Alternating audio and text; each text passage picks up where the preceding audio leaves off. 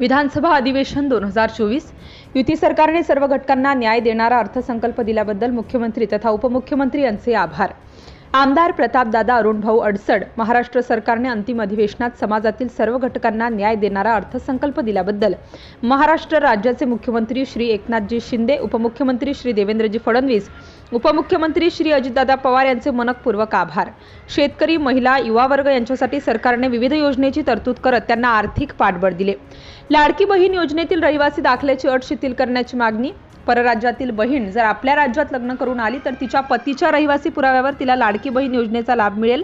त्याचप्रमाणे माझ्या धामणगावची बहीण जर मुंबई वा इतरत्र राहत असेल तर तिला सुद्धा तिच्या पतीचा रहिवासी पुरावा ग्राह्य धरण्यात यावा, जेणेकरून तिला धामणगाव येथे येण्याची गरज भासणार नाही व कागदपत्रासाठी होणारा त्रास वाचेल।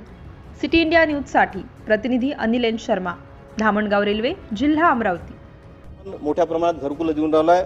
अनेक ठिकाणी काही हप्ते पीएम आपल्या पंतप्रधान आवासचे आणि त्याचे थांबलेले आहे, त्यामध्ये थोडं लक्ष घालून कोऑर्डिनेशन करून मधल्या काळात त्याच्या युसेज न गेल्यामुळं नगर परिषदचे असतील किंवा ग्रामीणचे असतील ते काही हप्ते यायचे राहिले आहे, त्यामध्ये जर लक्ष घातलं तर ते लोकांचे पैसे लवकर मिळतील। अनेकांचे बांधकाम पूर्ण झाले, काही बाहेरून पैसे आणले लोकांनी, त्याच्यामुळे अडचणीत आहे, तर काही लोकांचे कामही थांबलेले आहे। ही व्यवस्था जर आपण केली आणि ते हप्ते ताबडतोब लवकरात लवकर त्यांना पोहोचतील याचं जर नियोजन केलं तर निश्चितपणे त्यांना मोठा लाभ या माध्यमातून मिळू शकतो।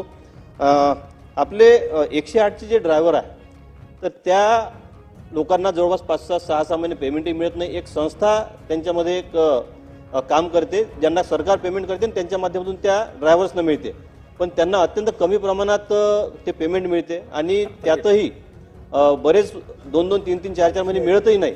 त्यामुळे त्यांनी अशी विनंती केली की त्यामध्ये थोडी पगारातही वाढ करावी, कारण पूर्ण वेळ काम करावं लागते, फोन आल्यावर कॉलवरही जावं लागते, रात्रंदिवस ते काम असते।